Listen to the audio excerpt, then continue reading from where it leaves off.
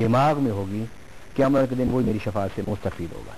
جی علامہ صاحب ایک اور سوال لیتے ہیں۔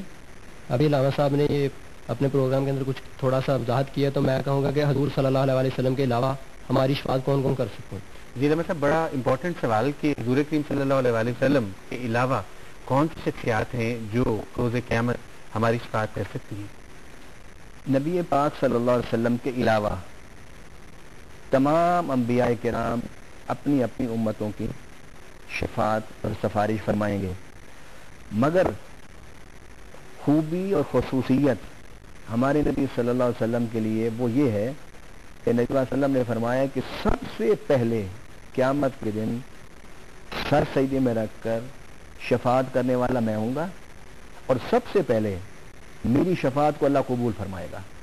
جب نبی پاک صلی اللہ علیہ وسلم شفاعت کا آغاز فرما دیں گے تو پھر باقی انبیاء کرام اور رسول اعظام وہ بھی اپنی اپنی امتوں کی سفارش شروع فرما دیں گے۔ یہاں ایک حدیث مبارک میں اپنی مسلم کمیونٹی کے لیے، مسلم معاشرے کے لیے ترغیب دین کی خاطر بیان کرنا چاہتا ہوں باب شفاعت سے۔ کہ نبی پاک صلی اللہ علیہ وسلم نے فرمایا کہ قیامت کے دن وہ بچہ، وہ مسلمان جس نے قرآن پاک حفظ کیا اور قرآن پاک حفظ کرنے کے بعد جو اس قرآن کے اندر ہے اس پر عمل کیا، تو قیامت کے دن وہ اپنے ماں باپ کی شفاعت کرے گا۔ ایک حدیث مبارک۔ دوسری حدیث مبارک میں ہے کہ وہ مسلمان کہ جس نے قرآن حفظ کیا اور قرآن حفظ کرنے کے بعد قرآن کے احکامات پر عامل رہا، تو وہ اپنے خاندان میں سے 70 ایک حدیث میں اور دوسری حدیث میں 50 ان لوگوں کی شفاعت کرے گا کہ جن پر اللہ تعالیٰ نے جہنم میں جانا لازم کر دیا ہوگا، مگر اللہ تعالیٰ قرآن سے تعلق کی بنیاد پر اللہ اس کی شفاعت کو قبول فرماتے ہوئے ان 50 یا 70 آدمیوں کو جنت میں داخلے کی اجازت دے دے گا۔ اس کے علاوہ نبی پاک صلی اللہ علیہ وسلم نے فرمایا کہ علماء وہ بھی سفارش کریں گے، وہ بچہ جو بچپن میں فوت ہو گیا وہ بھی سفارش کرے گا۔ اور ایک حدیث مبارک ہے کہ نبی صلی اللہ علیہ وسلم صحابیات کو واز فرما رہے تھے تو اس میں سے رونے کی آواز آئی۔ حضور نے فرمایا کہ یہ خاتون کیوں رو رہی ہیں؟ یا رسول اللہ اس کے 2 بچے فوت ہو گئے۔ تو حضور صلی اللہ علیہ وسلم نے فرمایا کہ تو کیوں گھبراتی ہے؟ اللہ تعالیٰ ان دونوں بچوں کو تیرے لیے قیامت کے دن شفاعت کرنے والا بنا دے گا۔ ان 2 بچوں کو نہ صرف شفاعت کرنے والا بنائے گا بلکہ اللہ ان دونوں بچوں کی تیرے حق میں شفاعت کو قبول فرمائے گا۔ تو وہاں ایک عورت بیٹھی تھی، اس کا ایک بچہ فوت ہوا تھا۔ اس نے کہا رسول اللہ میرا ایک بچہ فوت ہوا ہے۔ حضور صلی اللہ علیہ وسلم نے فرمایا وہ بھی تیری شفاعت فرمائے گا اور اللہ اس کی شفاعت کے صدقے میں تو جنت میں داخلہ نصیب کرے گا۔ حدیث مبارک میں آتا ہے کہ وہاں اب ہر عورت کے دل میں یہ خواہش پیدا ہو گئی کہ اللہ تعالیٰ آخرت کی پریشانی سے نجات کے لیے اگر چھوٹی اولاد شفاعت کرنے والا بناتا ہے تو پھر اللہ تعالیٰ ہم میں سے ہر ایک بچہ لے آئے تاکہ ہماری قیامت اور آخرت کی مشکلات میں کچھ کمی آ جائے، وہ جو مشکل زندگی ہے وہ بہتر ہو جائے۔ جو آخری جملہ میں اس حدیث کا بڑا ایمان افروز جملہ ہے وہ میں بیان کرنا چاہتا ہوں۔ اس مجمع میں کئی وہ تھے کہ جن کا کوئی بھی بچہ فوت نہیں ہوا تھا، تو ان کے یا رسول اللہ اگر کسی کا بچہ نہ فوت ہوا ہو تو اس کی شفاعت اور سفارش کون کرے گا؟ فرمایا جس کا کوئی نہیں ہوگا اس کا میں محمد ہوں گا۔ کیا بات ہے جی۔ ایک اور سوال لیتے ہیں اسی حوالے سے۔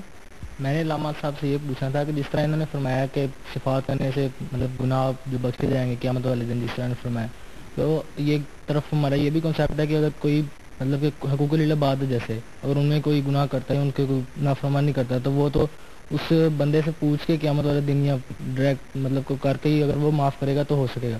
تو کیا یہ شفاعت وہ والے گناہ بھی معاف سارے کروا سکتے؟ اچھا علامہ صاحب یہ ایک تصور ہے ہمارے ذہنوں میں کہ ایک تو وہ گناہ ہیں ہمارے، یا ایک وہ خطائیں ہیں ہماری، یا ایک وہ ہماری غلطیاں ہیں جو ہم سے ہوئیں اور ان کی شفاعت جو ہے وہ کی جائے گی اس دن۔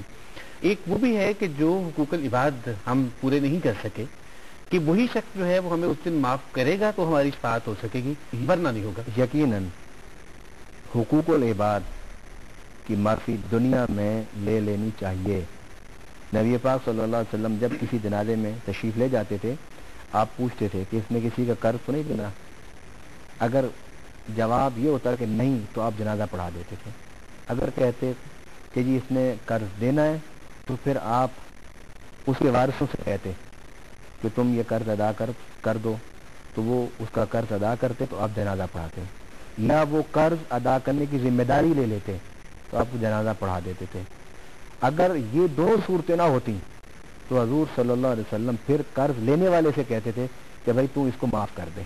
ٹھیک, اگر وہ معاف نہ کرتا اور کوئی قرض اتارنے کے لیے تیار نہ ہوتا تو حضور صلی اللہ علیہ وسلم اس کا جنازے کی امامت نہیں فرماتے تھے. آپ پڑھتے تھے لیکن صحابی کسی سے فرما کر جنازہ اس سے پڑھواتے تھے.